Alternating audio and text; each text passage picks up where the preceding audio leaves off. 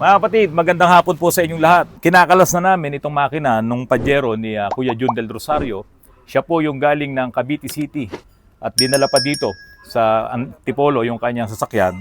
Kaya lang, pagdating doon sa loob, nung ini-start na namin para iayos sa parada at ibababa nga namin yung makina, naunahan na po kami na yung kanyang makina ay mag-stack up.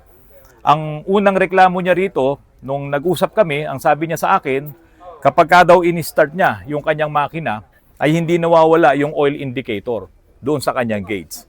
So, aapakan niya yung accelerator, i-revolution niya ng mga 1,000 plus RPM, doon nawawala ngayon yung kanyang oil indicator. Pero once nabitawan niya yung kanyang accelerator, iilaw na ngayon yung oil indicator.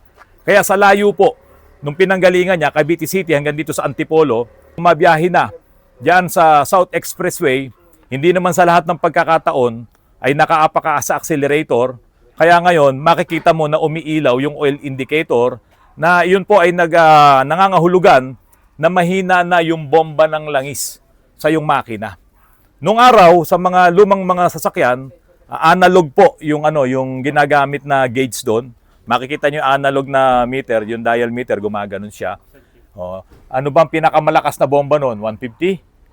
O mga ganun, pero pagka hindi ka na umaabot doon, halimbawa, ito yung analog meter mo, ganun ang bomba, pero dito ka na lang, may problema na yon. Ito po, talagang umiilaw na yung oil indicator. Kasabay pa noon, mga kapatid, naputol pa yung kanyang timing belt. Ito yung balancer belt. Ayan. Yung balancer belt na ito, sa mga 4D56, dalawang belt po kasi ang meron sa 4D56 na engine, yung isang malaki, nandiyan ba yung malaki?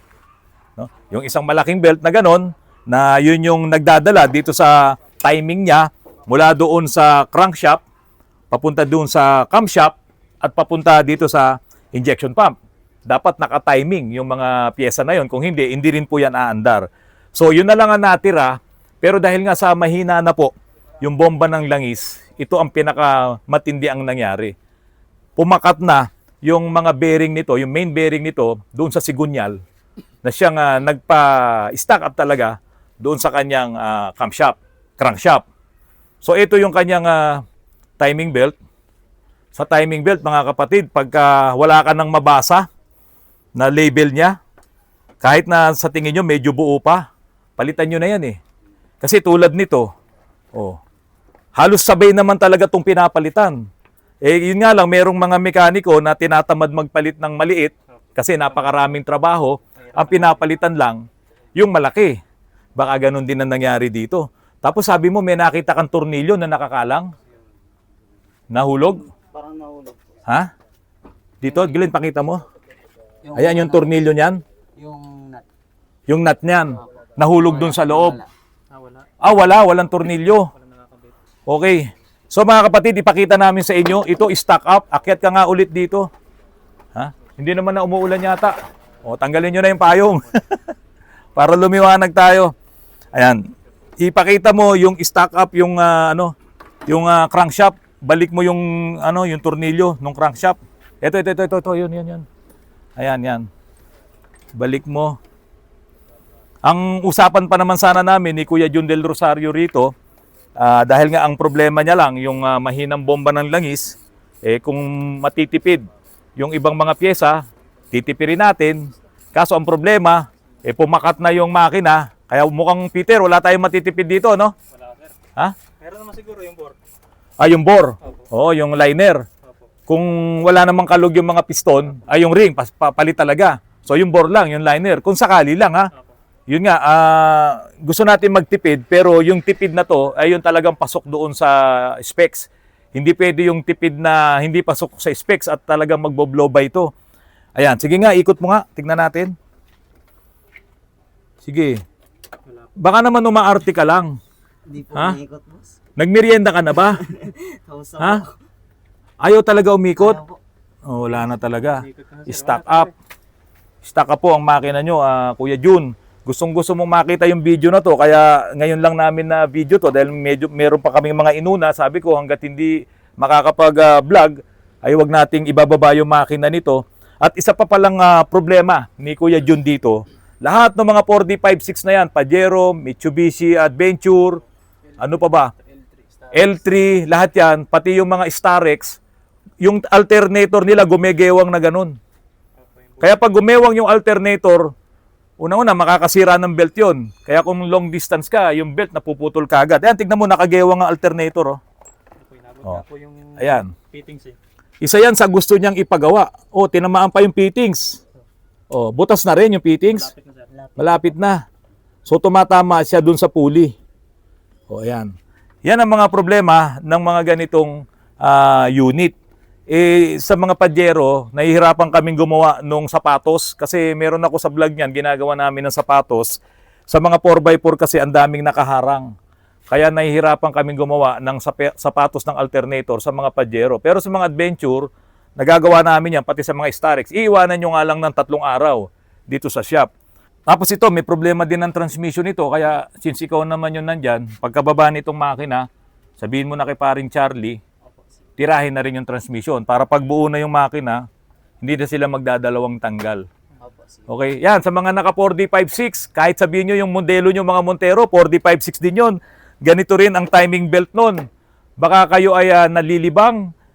Yung palang balancer belt nyo ay may problema na, hindi nyo pa pinapalitan. Ayan, tulad ng nangyari dito, naputol yung timing belt at isa pa sigurong naging dahilan yun yung pag-stack up nito 'Di ba? Wala sa balanse talaga yung makina, tapos mahina na rin ang bomba ng langis. Tapos ito pa, Peter, meron ako naging experience dito. Pwede mo bang iabot sa akin yung camshaft? Oo, pakikuha mo nga yung camshaft. Meron kasi kaming ginawa.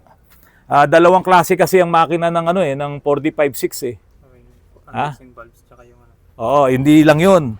Meron yung ang kanyang timing belt, ito bilog. Opo. 'Di ba? Meron bilog ang timing belt. Meron namang square. Square. Ito bang sa atin ngayon, ano to? Ha? Bilog. Bilog 'yan? Square. Ha? Halos square yun. Halos square? Tapos yung timing belt. Oh, ito na, may problema na tayo rito. Ito square. Yung bilog ang timing belt. Tapos ang timing belt bilog. Hawakan mo, Peter. Oh, square. Tapos ang timing belt bilog. Ayan, Kaya ito, pwedeng dumulas to. Opo, dudulas yun. 'Di ba? Meron kasing merong ganyang problema na yung makina mismo, nagpalit siya ng cylinder head, ang ipinalit yung square. Pero yung original niya, lahat ng mga gears na yon, pakita mo yon. Lahat ng mga gears na yon bilog. Kaya nung nagpalit na siya ng ng belt, dumulas. Naputo lahat yung rocker arm. Oh, isa pa po 'yan sa mga naka 4D56.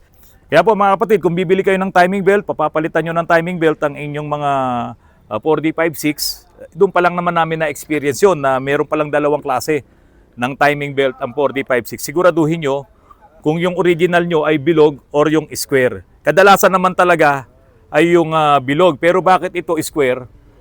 Kasi po, Japan to Ito yung Japan talaga. Ito, Japanese standard kasi ito Ngayon, pag nagpalit ka ng timing belt, baka ang makuha mo yung timing belt ng mga adventure, siguraduhin nyo lang. Para hindi kayo matulad dito na naputulan ng belt. Malamang, ang issue nito, ganun din. Ito, bilog to. Bilog din. Bilog yan. Malamang ito, dumulas. Kasi lahat doon, square Ha? Oo, so maghahanap tayo ngayon ng square na timing belt para dito. 251. Tapos pinang-grab. Considered kasi to 25 years mo nang ginagamit to yung iba nga dyan, 10 years lang ginagamit, nagpapa-overhaul na Tapos grab pa to. Doon sa 251,921 kilometers mo na yan. Kung ito pinang-grab, may pagkakataon pa yun, umaandar makina mo, waiting yung driver Diba? Naghihintay siya ng booking. Umaandar makina, nag-aircon. Kahit sa traffic pa. Oo. Kaya ngayon, hindi ka na rin magtataka kung mamaya sabihin ko sa'yo, general overhaul muna to. Unang-una, tingnan natin yung mga lumabas sa'yo. So, meron kang lost communication with ECM, PCM, power control module, tapos camshaft position A, timing overrated. Kailan ginawa ito? Dalawang linggo na. May mali sila dyan. Ha? Ayan o, yung camshaft positioning mo, timing overrated. BBTI to.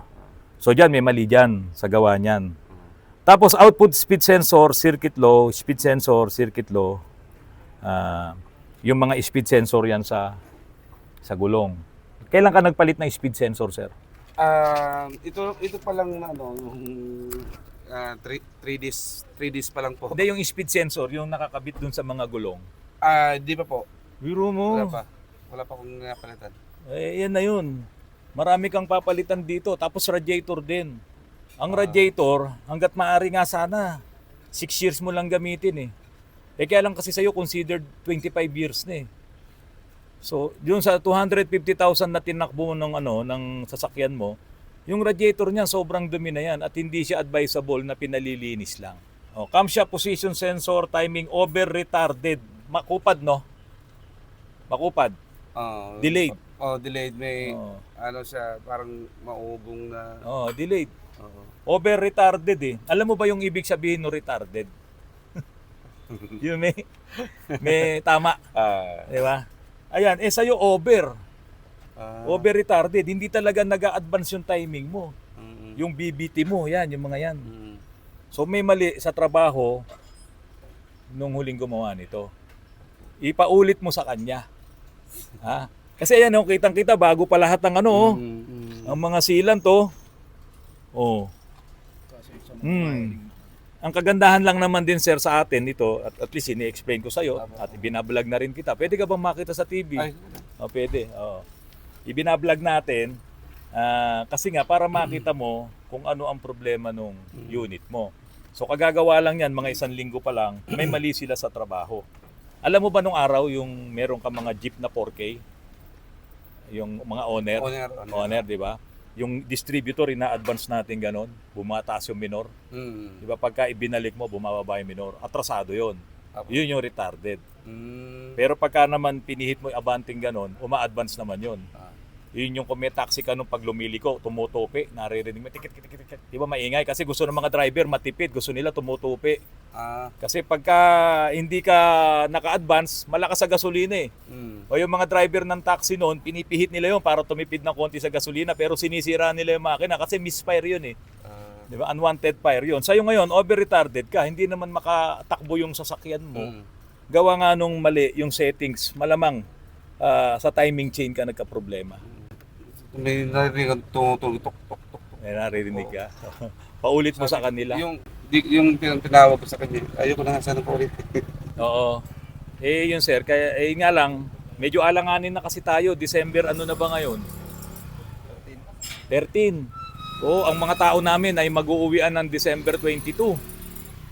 Mag-aalangan tayo. Ngayon, sabihin mo dun sa huling gumawa nito, ayusin niya lang yung timing. No? Para naman makabawi ka rin ng konti kasi baka hindi ko na maisingit to sir eh. Baka maiwan dito yan, next year mo na, 1 taon sa akin yan. Kasi pagbalik ng mga taga Bicol, January 5 na. Anong sinasabi ng mekaniko sir? Wala naman daw po ang problema dito sa makina. Sa makina? Hindi naturo po yung Transmission. Wala naman tayo na-scan na problema sa transmission. Sino kaya ang may problema ngayon? Sir? Yung mekaniko. Kasi mali dito, over-retarded na nakalagay eh. Di ba? Doon sa mga nakita natin kanina, pagka over-retarded, yung timing nito hindi nagpa-function ng maayos. Malamang may mali talaga sa trabaho nila. So gano'n na lang sir, hindi ko siya matatanggap na ngayon, kakapusin na tayo sa panahon. Mga kapatid, kapag naluluma na yung sasakyan natin, kapag ka nagkakaroon siya ng problema, may mga may-ari ng sasakyan na, sige, hayaan mo na kasi luma na talaga yan eh. Pabayaan mo na lang.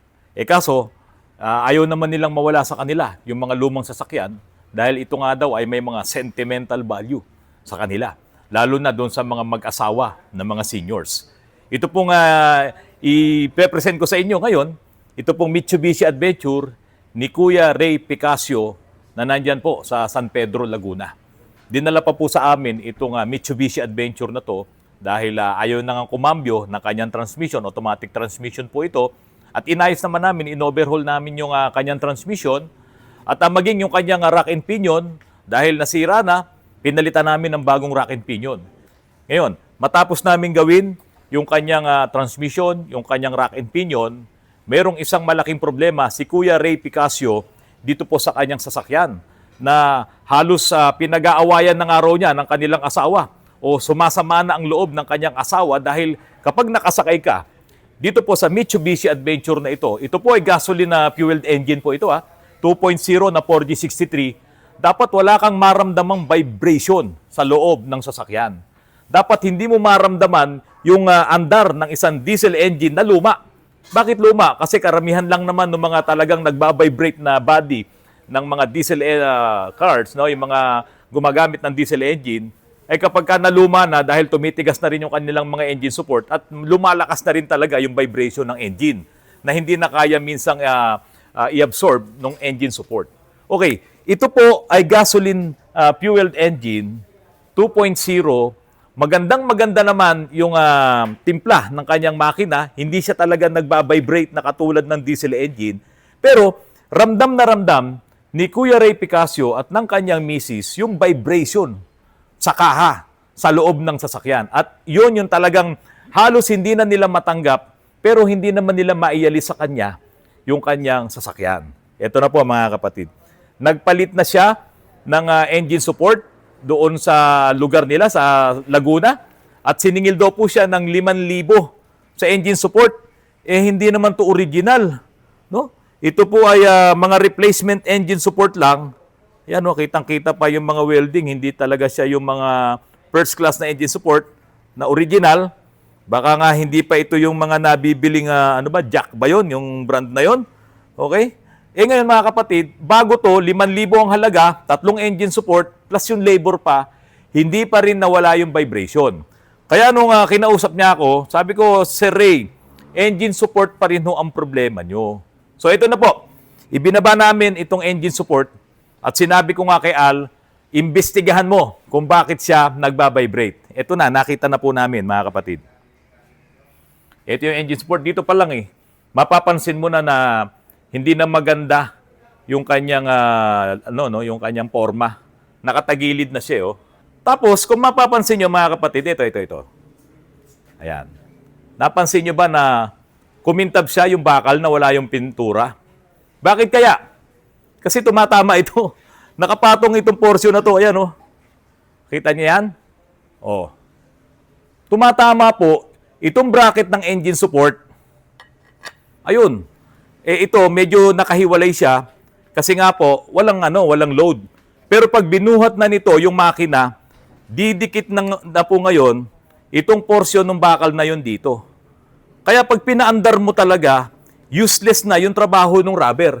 Kasi bakal sa bakal na to. Kaya lahat ngayon ng vibration ng makina, kahit sabihin mo yung pinaka-smooth vibration ng makina, umi-epekto doon sa body. Ngayon, ano ang problema nito? Tignan nyo po yung dowel. Ayun yung dowel, no? Yung pinaka stopper. Dapat ganyan siya. Kaya lang dahil sa mali nga ang forma nito, naka-X siya, Hindi tama.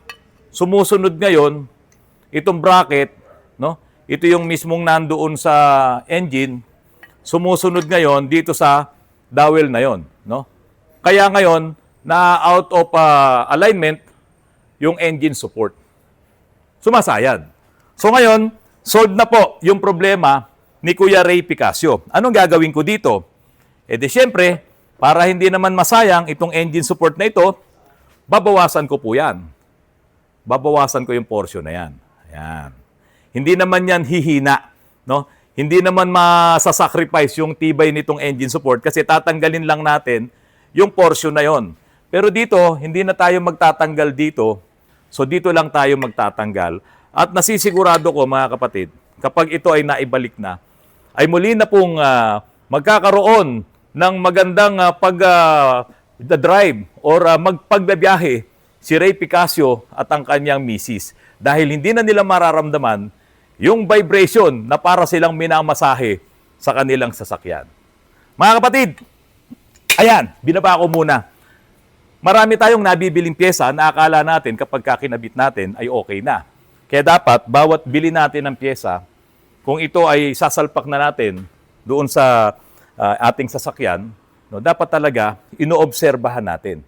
Pero dahil nga ito ang problema niya ay nagbabibrate yung body, wala namang ibang pwedeng pagsuspetsahan diyan kung hindi talaga yung mga engine supports na yan at yung transmission support. Kaya tuwing magpapalit po kayo ng engine supports, idamay nyo yung sa transmission. Kung magpapalit naman kayo sa transmission support, minsan isa lang yan, idamay nyo na rin yun sa engine support. Dahil kapag tumigas na po, kunin ko nga ulit, dahil kapag tumigas na yung goma nito, ayan, kahit sabihin mong hindi pa siya sira, pero matigas na yung goma, parang nagiging tigas bakal na rin siya or tigas kahoy na nawawala na yung kanyang trabaho na mag-absorb ng mga vibration kasi nga matigas na. Kaya't lagi nyo pong tatandaan, kapag may mga ganong mga issue, engine support po talaga yan. Pero dito, nagpalit na ng engine support, may vibrations pa rin dahil nga po sumayad naman itong bracket at itong engine support. Okay mga kapatid, maraming salamat po sa patuloy na pagtangkilik nyo po sa aking channel. Kung may mga tanong po kayo at meron kayong gustong i-vlog ko, i-comment nyo lang po dito po sa mga vlogs ko, kahit yung mga previous vlogs ko, para yan naman po ang mapagtuunan po natin ng pansin. Mga kapatid, magandang gabi po at maraming salamat sa inyong lahat.